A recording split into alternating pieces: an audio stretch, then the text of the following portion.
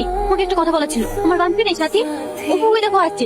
ও আমাকে চ্যালেঞ্জ করেছে, তোমাকে যেভাবে হোক বোকা বানাবে। তাই নাকি? আসতে দাও ওকে, কি করে বোকা বানায়। এই, তুই এখানে কি করছিস রে হঠাৎ করে? সেই কোশ্চেন তো আমি তোকে দেবো না। আজ আমি টনিকে সব সত্যি কথা বলবো। কি বলবে বলো? ছোটবেলায় যখন তোমার আব্বা তোমাকে আমার কাছ থেকে ছিনিয়ে নিয়ে যাচ্ছিল, তখন তুমি চিৎকার করে বলেছিলে, সালমা আমি তোমাকে জীবনেও বলতে পারবো না। তাহলে আর তুমি কি করে আমাকে চিনে বলবে? বিশেষ করে টনি, আমি সালমা, ও সাথী। বাহ সালমা, তোমার বান্ধবী তো ভালো অভিনয় করতে পারে। তো কত সিনেমাতে কাজ করা দরকার। আমার চোখের পানি তোমার কাছে অভিনয় মনে হলো টনি। আরে না না, অভিনয় মনে হবে কেন? একদম ন্যাচারাল অ্যাক্টিং করেছো। চলো, আমাদের এবার লেট হয়ে যাচ্ছে। তোকে বলেছিলাম না সাথী, আমার সঙ্গে চ্যালেঞ্জ করে তুই কোনোদিন জিততে পারিসনি, আর পারবিও না। হেরে গেলে তো তোকে আমি কি করে বুঝাবো টনি? কে মেয়েটা? চিনতে পারছো না আব্বা? সালমা। তুই কাশেমের মেয়ে? হ্যাঁ আঙ্কেল। তোমার সাহস কি করে হয় এই বাড়িটা পারা খান? তুমি এসব কি বলছো আব্বা? তুই চুপ কর। সুধীরের কারণে তোকে নিয়ে 10 বছর আমি ট্রান্সফারে কলকাতায় ছিলাম, আর কদিন আসতে আসতেই তোর মাথা আবার খেয়ে ফেলেছে। তুমি একটু শান্ত হও না, ওকে একটু ঠান্ডা মাথায় বুঝাও। আর কত বছর বাকি? ওকে জানে না এই চোরের বংশকে আমি একদম সহ্য করতে পারি না। তো আব্বা যদি কোনো অন্যায় করে থাকে তাহলে এর কি তো? একদম এর ব্যাপারে সাবা গাইতে আসবি না। এই বেরিয়ে যা এখান থেকে। আব্বা, এই এলাকায় হাজারো মেয়ে আছে, ওরই বড় লোক টাকা পছন্দ করবি, তার সঙ্গে তোর বিয়ে দেবো। কিন্তু এই চোরের মেয়েকে আমি বাড়ির বউ হিসাবে মেনে নেবো না। তুই যদি তোর নিজের পছন্দ বিয়ে করিস, এবার তো হয় তুই থাকবি নয়তো আমি। কিন্তু যেভাবেই হোক আমি আব্বাকে রাজি করাবো। থাক, তোমাকে রাজি করাতে হবে না, আমার আব্বাকে আমি রাজি করাবো। টনি, তুই আমার এখানে কি করতে এসেছিস? তোমার তো বেইমানের সাথে আমি কথা বলতে আসি। আজ আমি প্রমাণ করতে এসেছি যে আমি সালমারও সাথী।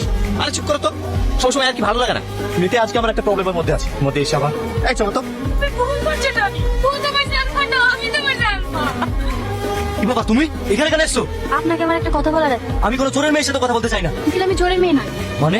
আমি সালমা না, আমি সাথী। কিন্তু টনি জানে যে আমি সালমা। ও, তার মানে তুমি জাকিরের মেয়ে? হ্যাঁ, তুমি টনির সামনে কতদিন সালমার সাথে থাকবা? ও তো একদিন একদিন জেনে যাবে। সেটা আমার উপর ছেড়ে দিন। ঠিক আছে, তোমার আব্বাকে বলে দিও আগামী 1 সপ্তাহের মধ্যে তোমাদের বিয়ে দেবো।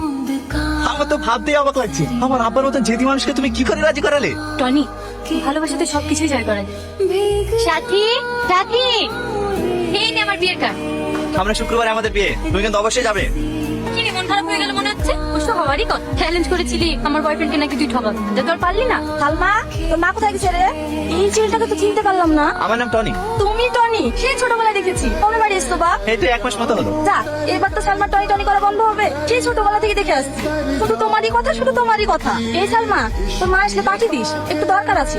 তুমি তো ভীষণ জেদি, বান্ধবীর সঙ্গে চ্যালেঞ্জ জেতার জন্য পাড়ার কাকিমাকে রেডি করে রেখেছো। টনি, তুমি আমাকে এখনো ভুল বুঝছো, আমি তোমার সালমা। আচ্ছা আচ্ছা ঠিক আছে, আমি বিশ্বাস করেছি তুমি আমার সেই সালমা, আমার ছোটবেলাকার সাথী। I love you.